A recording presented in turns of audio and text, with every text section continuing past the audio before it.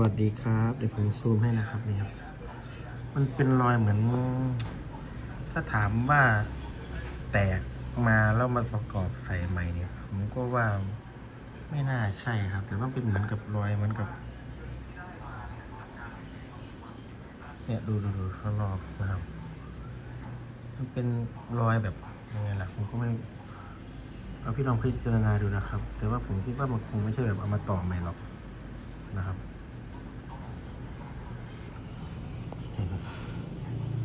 แล้วก็ตรงที่ว่าพี่มันเป็นว่าเป็นขี้ใครนะครับตรงนี้ไม่ใช่รอยสีนะลอกออกได้ครับเป็นขี้ใครครับเนี่ยเนี่ยผมเอาสกิดออกเลยเอามือสกิดออกนะครับเป็นรอยเล็บเลยครับไม่ใช่สีเนาะ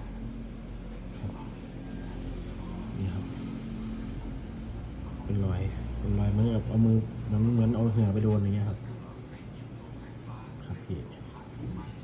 ลองพิจารณาดูเนาะ